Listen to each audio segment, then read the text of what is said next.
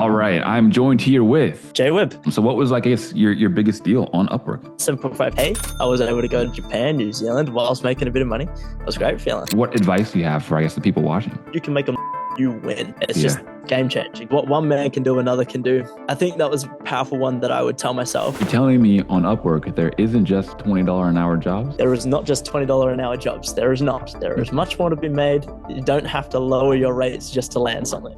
It's the best copywriting niche where it's like, bro, if a copywriter is starting, this is where they should start. This is who they should outreach to. The best niche is the one.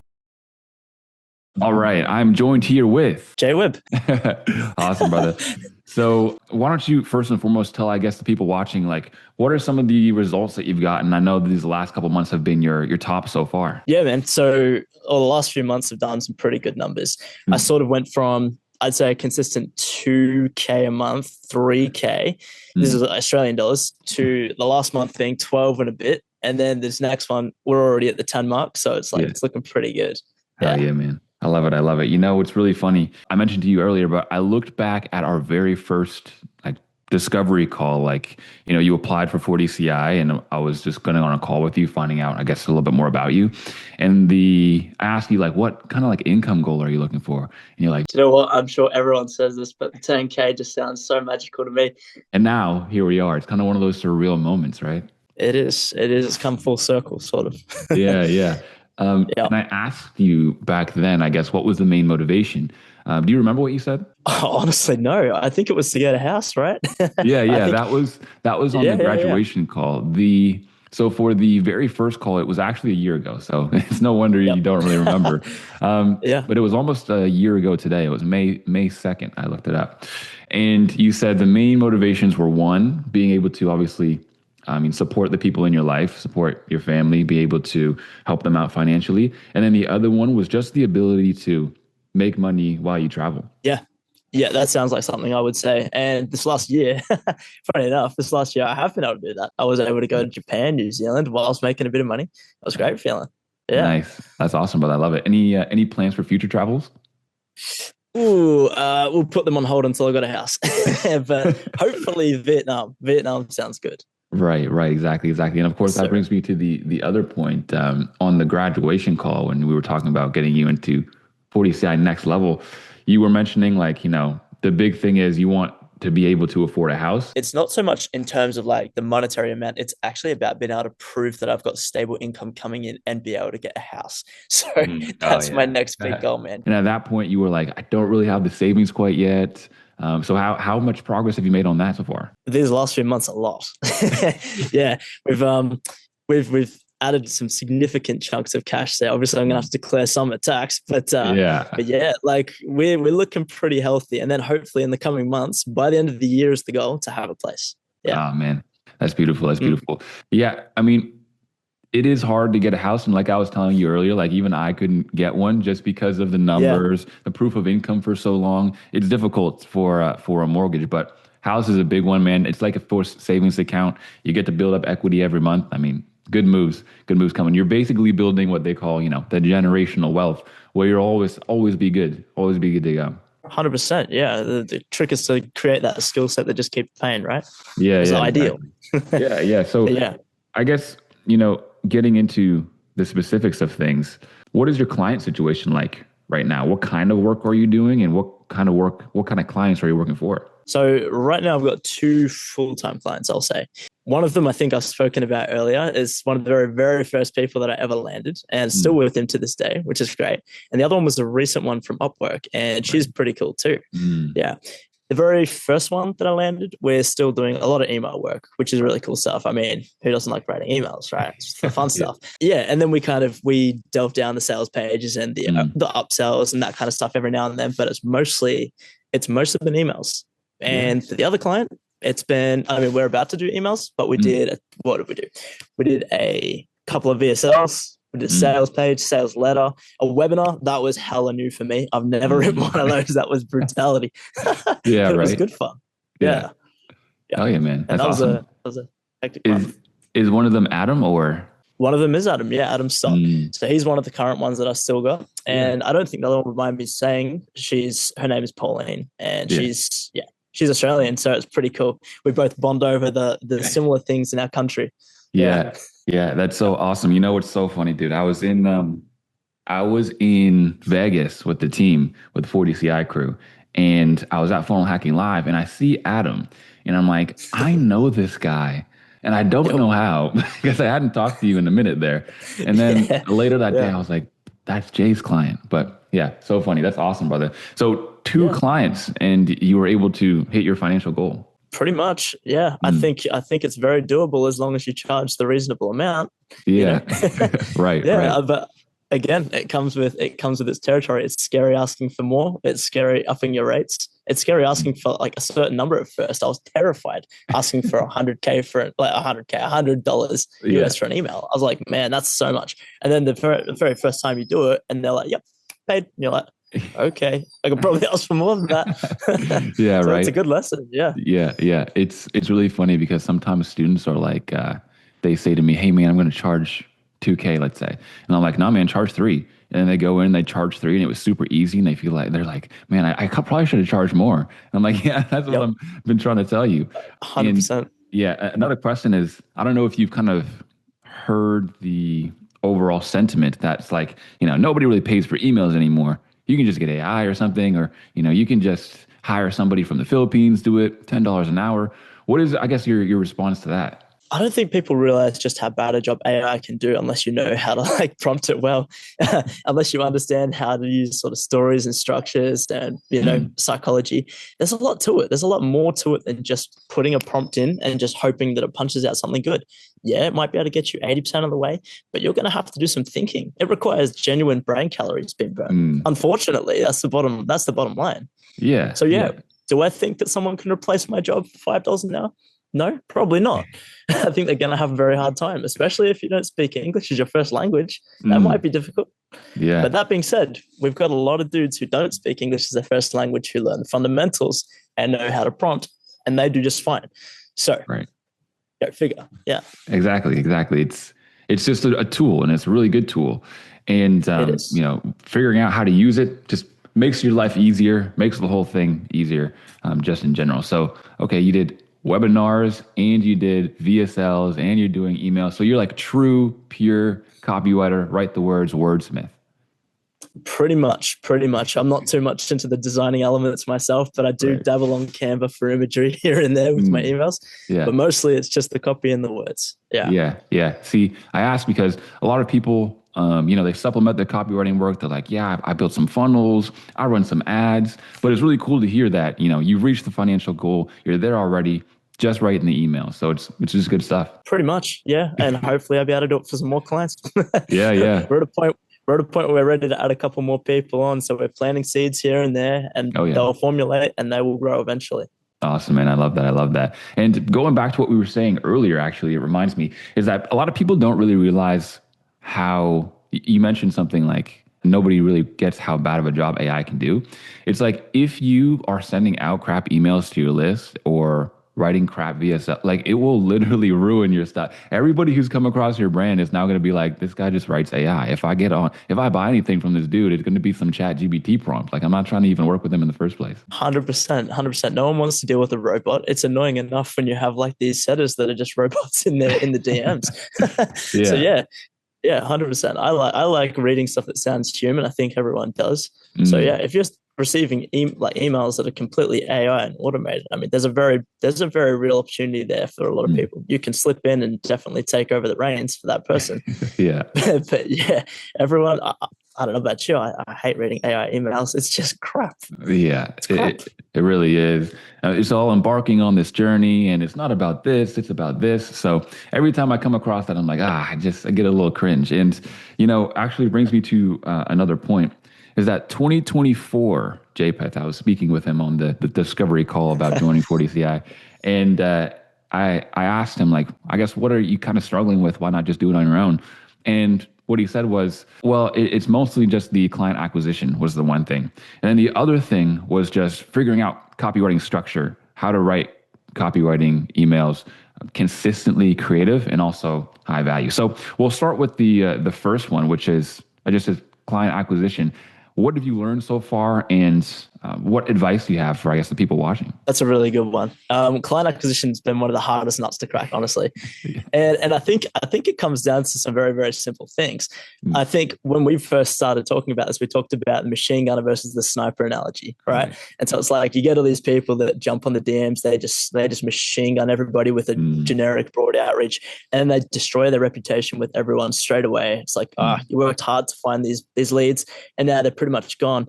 I like to focus on one person, and I like to go really, really deep on a person, like on the actual content that they're running, on the actual value outreach itself, on actually connecting on a level that isn't just like, hey, I'm a copywriter, I can write your stuff, because that's immediately going to get ignored. I mean, maybe one person bites, but unlikely. So I like to make it really personalized. And a couple of ways I've gone about this, and I think I talked about this a little while ago, was the comedic approach. And I don't think Australians are funnier than the rest of the world. I don't. but I think that we have a propensity to poke and prod at people in a way that can sometimes bring out the best. So whether that's a good thing or not, I don't know. You might get your fair share of people telling you to get out of here if you make a sort of comment on their thing, or you send an outreach DM that's, I don't know, maybe rubs them the wrong way. It's part of the game. But I found it's worked really good. It's just being a bit like being approachable, trying to make someone laugh. If you can make them laugh, you win. It's just game changing, people. 100%. And I remember that was one of your big strengths. When we were like making video intro DMs in the early days of 40CI, and like you would send yours in and everybody would be like, bro, this is an awesome video intro DM. I would easily reply to this. It sounds like the big thing is personalization, and also just a person-to-person approach, where it's just like more comedic, and you're not afraid, like you're not being too formal, is the bottom line. Definitely. That is probably one of the most important things, I think, because you have to get in somehow. And the best way is to come across in a likable way to somebody who doesn't like a joke. The next element to that, though, is you have to present yourself in a way that isn't desperate or rushed.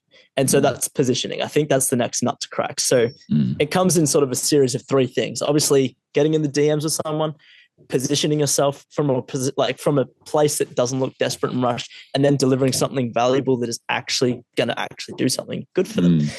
And I think if you can do those three things, you're going to, like, worst case scenario, they say, I'm not looking for this right now, but that was banger. Thank you. Screenshot, testimonial. Thank you. I mean, it can be that simple, right? Okay, I see. And you mentioned before that you got one of your clients on Upwork. Tell me a little bit about that, about, I guess, so a couple things, right? Why didn't you go up on Upwork earlier? Why did you decide to go on Upwork? And what results have you found on Upwork so far? Because I know this is kind of a hot topic. 100%.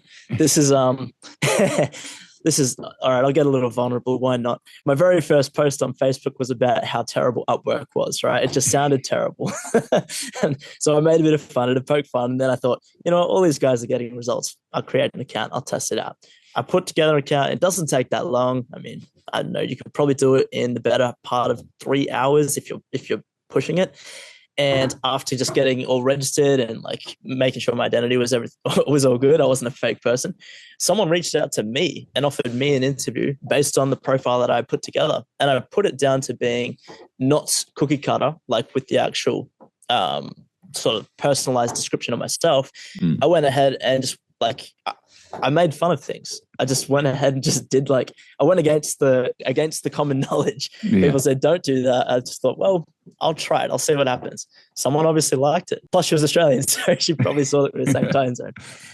So I got an interview. I just got invited to interview. I did it. I was one of the lucky 2 people. The other person did a no-show. Yeah. Oh, really? I was there. Yeah, pretty much. They're like, I can't do it. And she said, no problem. Damn. I did the interview. And it was game over from there. That's awesome, man. That's awesome. So what was, I guess, your biggest deal on Upwork? That deal that I landed with that lady was $7.5 US, 7.5K US dollars. So that was a big deal for me. That was a really big one.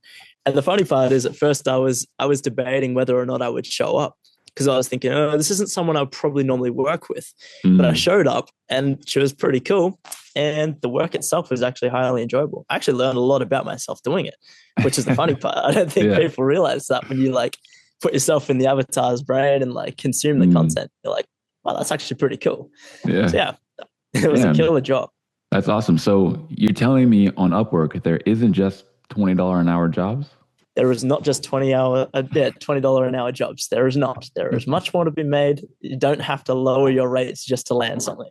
Wow. In fact, it's probably going to be detrimental to your actual outcome if you do. Yeah, yeah. No, that is extremely funny. And I don't know, we're gonna cause some controversy on that one. But I just love it because obviously it gets such a bad rap, right? We've all heard it where it's like Upwork is where the third world countryers go.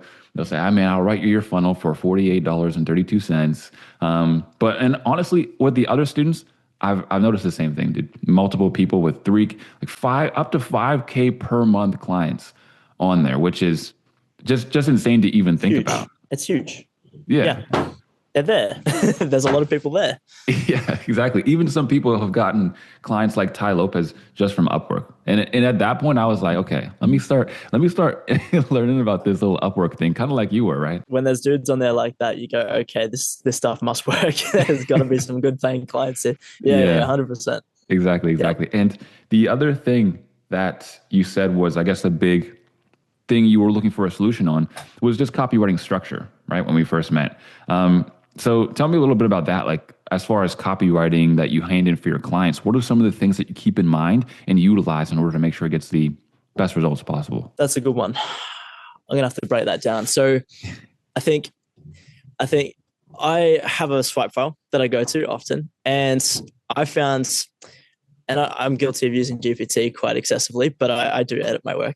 But I like to go to emails that really moved me, and I will swipe entire structures, and I go, instead of copying it, just plug and play it into that, and then I can work it from there. But as for structures, I think it takes a little while to go a bit beyond and a bit deeper than the typical CJN, like PAS, DIC. Like, everyone starts there and they go, okay, I've got the 3 elements I need. And it's like, you do, but there's a lot of microstructures within that. There's cadence, there's flow, there's like rhythm. It really has to, there's so much more to it that people don't see. Right. I think it comes to like almost being able to play an instrument, right? Or speaking a language. You kind of just understand at a certain point what makes sense and what sounds good. So I don't know. That's a hard one. Yeah. Yeah, right. It's like, there's, a good expression that I really like is that copywriting takes like 3 hours to learn, but years to master. Whereas like to know all the little things, you really got to be in there. You really got to be breaking it down and, doing it consistently and get your reps in overall. You do. I'm far from perfect. I'm still learning myself. I'm making a conscious effort to try and learn how to do different structures. Yeah. No one's perfect, but if we can make money doing the structures we're doing, I mean, no one's beyond doing that. Right. Exactly. And, I want to rewind a little bit, because I want to ask a little bit about where you were before we even met. Before we even met talking about 40CI, like, where was 2024, 2023 JPEth? What was he doing? What was he thinking? Yeah, that's funny. That's I was feeling very lost at that point. So before 40CI, before it all, I had completed a degree. I went down the health field. I went and sort of did nutrition. And then I went and worked in the setting where like in a hospital setting, and then realized it's probably not what I want to do, to be honest. Right. And so I went back to the drawing board and I started just going through the internet and just trying to learn. I mean, monetizable skills. I think we all go down that route, right? It's like, okay, drop shipping for a little bit. Obviously, didn't see that through long enough to see any real results. I dabbled with crypto. I did a property flip that went belly up. So I've done a fair few things, and sold my house at some point and thought, I'll just sit on that cash and just slowly choose one thing. And then at that point, after selling the house, I had sort of bumped into the Hustlers University. I think a lot of us start there, right? We all sort of found that through their genius marketing schemes. I was like, oh, this is great. This is cool. Yeah, this guy, he's a very talented storyteller, right? And so I thought I'll stay there. Stayed in that for a little too long, probably didn't learn as much as I could have. Moved out pretty quick. And then the rest is history. I found 40CI at that point. And then that was terrifying, taking a chance on something that is so far from what you know. And mentorship is, if you can afford it, mentorship is really just the key to fast tracking. Like, it really is. You can spend the time on YouTube yourself. You could, if you wanted to, but you don't know what you don't know. You can't get feedback quick enough. So if you want to make it to to your goals a lot quicker, you're better off having someone who's done it. Yeah. It makes sense. Yeah. It does. And what else I find myself as well is this, that people who pay attention. So if I'm paying for a mentorship for a program, even if it's not really, you know, what I expected, even if it's whatever, it's like, dude, I'm already too far gone. I can't go back now. I need to make You're invested. Yeah. It's not a pyramid scheme, but I'm invested. Yeah. yeah, exactly. And when we were on that first discovery call, you mentioned as well, and you kind of brought it up again, that you left your job to start copywriting.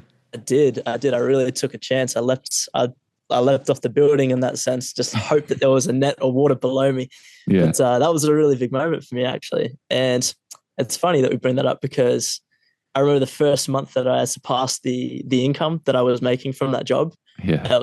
It was almost overwhelming. It's kind of like, wow, like I didn't have to spend all those hours picking boxes in the freezer, in the chiller, working for like 8, 10, 12-hour shifts, like with, you know, monitored breaks, making sure that you're performing. Like that stuff's brutal. Yeah. And so, yeah, I took a chance. I said to myself, and I think I did what a lot of people do, right? I said, I'm going to land myself a client with this time. I'm going to do this. I'm going to have my income at this point. Yeah. And it didn't happen because I had ambitious goals. But right. But we just kept pushing on, and eventually it just happened. Just kind of happened. But yeah, I've been out of that work line for about 1.5 years now. So don't think I'll be looking back. Yeah. That's for sure. I love it, man. Yeah. That's awesome. And you mentioned a couple of things that are interesting to me, is that it didn't really happen on your timeline, but at the end of the day, it happened anyway. So, I mean, how much does it really matter, right? Well, that's just it. I mean, it doesn't matter as long as you're just willing to just keep going, which a lot of people aren't. Most people give up. 95% of people don't want to see it through. It gets a little hard. They find themselves in some challenging situations. They don't want to do the uncomfortable thing. They don't want to get on camera. And then all of a sudden they're back to square one doing the same thing that they hate. Yeah. It's like, okay, well, what's the greater evil? What would you rather do? So yeah, I guess it takes making the brave decision to break free in a certain way. Yeah, absolutely. Complete wisdom. And speaking of wisdom, I want to get some advice from you, because there are some copywriters out there, man, that are like, brother, this guy's already making 10K. He's already done what I want to do. So now I want to pick your brain a little bit, right? So I'm going to go through the questions everybody wants to know. Number one, what's the best niche? What's the best copywriting niche where it's like, bro, if a copywriter is starting, this is where they should start. This is who they should outreach to. Yeah, that's an awesome question. It's like it comes back to what's the best outreach method, right? Yeah. The best niche is the one that you stick with, I guess, for the most part. The best niche is the one that you're prepared to just work out and understand. Every niche kind of works. There's no right or wrong answer. Everyone falls into what works for them. I like the business coaching niche because it's infinitely scalable for the most part. You might like the dating niche, for the dating coaches, they need copywriters. Yeah. So there's no right or wrong answer, I guess. Exactly. That's for the best. Yeah. Yeah. And it's funny that you mentioned the relationship niche too, as well, because, the other, I guess, stereotype is like, oh, the relationship coaches, they don't make any money. They're showing people how to date. How do you charge people money for showing them how to get a girlfriend or something? But it was like Benjamin is like the number one relationship dating copywriter that I know, who's already he made 12K per month. And I did my interview with him and asked him about it. So it's true, man. It's like, it's not just people who are coaching. It's not just B2B agencies. I mean, it really is kind of like you said, just anything. It's just whatever you're willing to stick with for a longer period of time. Exactly. They all need writers at the end of the day. If they sell a product, if they sell a service, there's money to be made. Yeah, exactly. And I'm going to go a little bit deeper than what's the best outreach method, because I feel like that one's, everyone's expecting that one. I want to go a bit deeper. I'm a copywriter and I just started 2 weeks ago. I've been watching Tyson's 8-hour course. I finished it. I learned everything. And now I want to know how to get clients. Point me in the right direction. All right, we'll break this down into a couple of parts. For starters, you need a social presence. And to have a social presence, that means you need an Instagram or a Facebook or some place that you can put yourself out there, because you're not going to be able to get in touch with people unless you have some form of, hey, this guy's real. He's not a bot. I know that I could potentially trust him. So that's the first thing. You need some kind of social presence. The next, you need to just start outreaching pretty much from the get-go. This is the second part of the argument. A lot of people hit this one, right? It's like, what comes first? The chicken or the egg? What comes first? The client or the experience? So I think it's better to just just nip that one in the bud and just do it straight away. Start outreaching. Doesn't matter if you make mistakes, because it's better to figure it out early than late. Yeah. And you're probably going to do what most people do. You'll machine gun outreach. You'll try and land a client quick, which is fine. Like, you got to make the mistakes at the start. And then when you eventually start learning the right kind of methods of outreaching, how to actually connect with people, how to do free value at that point. Once you do that, and then someone says, yeah, all right, sounds cool. Then you've got the next part of the problem, which is how to have a decent presence, like either on camera, right, if you jump on a call with them, or how to close them in the DMs, because that's always an option. So what was the start of that question? Because there was a few phases we went through there. It was just point me in the right direction. Right. I'd say just taking action and just create something. Like, a lot of people get caught in the end. I was guilty of it. I think every single person is. They get caught in consuming eternal content. They're just like watching video after video after video, and then just never taking action. I saw an interesting point from one of these guys who was already making a lot of money on one of my Facebook profiles the other day. And he said, a lot of guys out there, they have a rule for themselves when it comes to consuming content. They'll do like a 1 hour consuming to a 2 hour creating. Well, like, some guys take it to the extreme. If I consume an hour of content, I'll spend 16 hours creating. So right, which is active. But you really have to focus on doing the uncomfortable, taking the action that you're afraid of doing, and putting in the work, just biting the bullet, because it's not going to do itself. But that's the advice I would give, I guess. Just start doing. Stop watching, start doing. That's a good direction. A lot of people needed to hear that. And it's also funny. Another one of the other guy who had 10K per month, Jerry, just last month, he was saying the same thing. I got on my discovery call with him, and he was like, bro, like, I watched every single video on your channel twice, and I wasn't doing shit. And then in one video, you just told me to start and do stuff. And then within 2 weeks, I got my client. Now, it doesn't happen that fast for everybody, but that really is, like, people will sit there and just watch everything. And they're like, what am I doing wrong? It's like, that's what you're doing.